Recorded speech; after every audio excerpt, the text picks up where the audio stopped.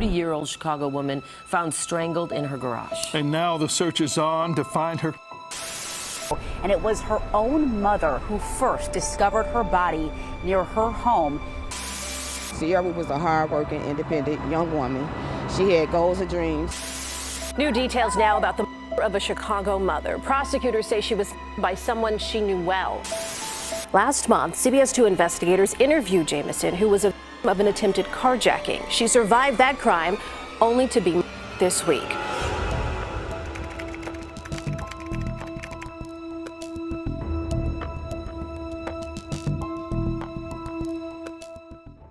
This is the tragic story of Sierra Jamison, a hardworking 30-year-old lobotomist, aspiring nurse, and loving mother of a 6-year-old boy with autism who lost her life to a former boyfriend after he strangled her in a garage near her home in Southside Chicago. Just 2 days after the grisly homicide, the suspect turned himself in and is expected to appear in court again before the end of October 2023. The trial is also expected to begin before the end of the year. On the evening of Monday, September 18th, 2023, Sierra Jamison told her mother she was going to park her Jeep Wrangler in a garage near her home on the 7800 block of South Indiana Avenue in the Greater Grand Crossing neighborhood in Chicago. Sierra's family waited for her in the house she had recently rented from her coworker and expected her to be back soon. Carmela Williams says her niece also made family her top priority. Jamison and her 6-year-old son were living in a house she rented in the Greater Grand Crossing neighborhood. She moved her mother and 2 younger sisters in to live with them. Sadly, that was the last time her family ever saw her. As soon as she stepped into the garage, her boyfriend, Lawrence Curtis Boyle, who was already waiting for Sierra when she got there, attacked her, beat her, and strangled her until she was lifeless. After several minutes of waiting for her daughter to get back from parking the car, Sierra's mother began to get worried. Her mother and her 2 young sisters had recently moved in with her, and it was unusual for her to leave the house for so long without updating her family on her whereabouts. Concerned for her daughter's safety, she texted and called Sierra several times, but after failing to get in touch with her, she asked her son, who was also in the house at the time, to go check on his sister. On the way to the garage, Sierra's brother ran into Lawrence Boyle with Sierra's phone in his hand. Confused, he asked Boyle where his sister was, and Boyle responded that they had gotten into an argument. According to his version of the events, Sierra had thrown the phone at him and then left to go to the store. Sierra's brother thought the story was extremely suspicious, and after reporting it back to his mother, she went to inspect the garage herself to find out what happened. What she saw is something no parent should ever have to go through. There, lying on the garage floor, was the lifeless body of Sierra Jamison, covered in a green tarp. Devastated, the heartbroken mother called the police and relayed the news to the rest of the family, as well as to Sierra's friends, co-workers, and acquaintances. As a gesture of support to the family, Sierra's grief-stricken colleague started a GoFundMe campaign to pay for the funeral expenses, as well as to help her 6-year-old son, who had been diagnosed with autism. Hundreds of people also took to social media to pay their respects to Sierra's family. On Wednesday, September 20th, a vigil was held in Sierra's memory, in which her friends and family prayed for an end to the viciousness that has plagued the area of Chicago for many years. God, please help us. Help us help each other. During the vigil, Sierra's loved ones also released dozens of Mickey Mouse balloons into the sky, and this was reportedly the 30-year-old's favorite character. A huge show of support at a vigil tonight in memory of a mother found strangled to death in her Greater Grand Crossing garage. The family released Mickey Mouse balloons because it was 30-year-old Sierra Jamison's favorite character. That very same day, Lawrence Boyle turned himself in and confessed to the homicide. Several members of Sierra's family mentioned that although the homicide had left a wound in the community that they would never fully recover from, knowing that the man responsible for the hit would soon be brought to justice would make it easier to find closure and heal as a family.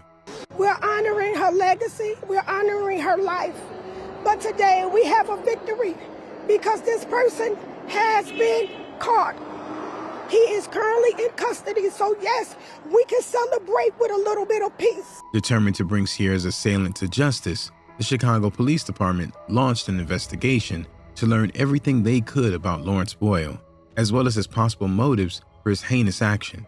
After obtaining a warrant to inspect his phone records, police found that Boyle had called his ex-wife immediately after leaving the garage to let her know he had ended Sierra Jamison's life. The investigation also revealed that Boyle, a machine operator at a cup manufacturing plant, had a long history of heinous acts and behaviors. Detectives also found that being physically abusive towards women was not something new to him. Boyle's criminal history began in 1993 when he was convicted for child abuse in North Carolina, for which he was sentenced to 6 years in prison. 4 years later, he was charged with assaulting an unidentified woman in the same state. Shortly after, he served 2 years in prison on a breaking and entering charge, and in 2011, police apprehended him again on charges of domestic abuse and aggravated assault with a deadly weapon. For reasons that were not made public, the case was dropped less than a month after his arrest. Although his previous offenses were atrocious, this was the only instance in which a woman had lost her life as a result of his heinous actions. After digging into his criminal history, police set out to understand the circumstances surrounding the homicide. As they would later find, Jamison and Boyle had shared a long history together. The two had been friends for over 10 years and had reportedly started dating a few weeks before the incident. According to police reports, Lawrence Boyle's address was registered in the same neighborhood as Jamison, but it hasn't been officially confirmed whether or not the couple were living together. Sadina Jamison, Sierra's aunt, mentioned that Boyle had been someone that Sierra had trusted and whom she was comfortable around. This was someone that she was comfortable around. This is someone that she trusted. So she had no reason to fear. This made it difficult for investigators to establish a motive for the homicide, but further investigations revealed that there had been an incident between the two before the day of the homicide.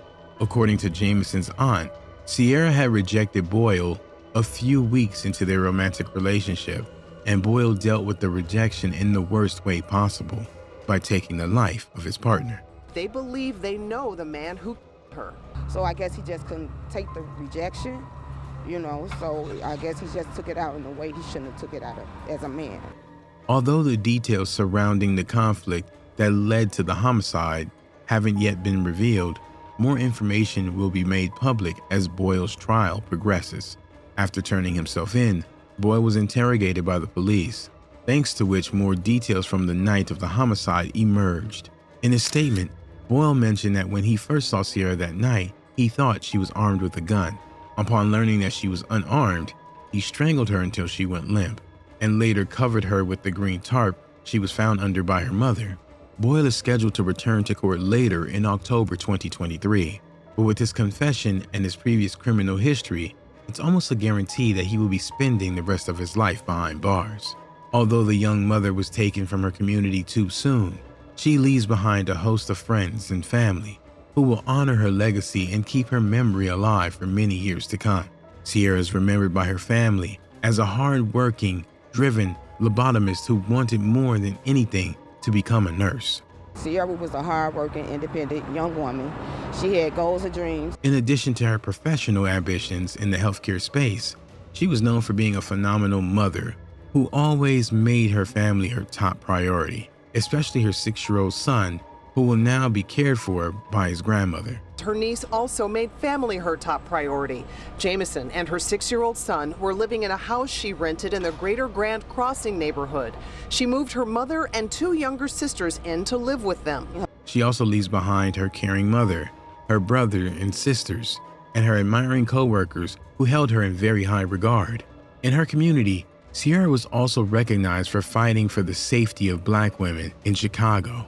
A month before her passing, she had been interviewed by CBS regarding an incident she had been through in 2022, in which an unidentified man attempted to carjack her Jeep Wrangler.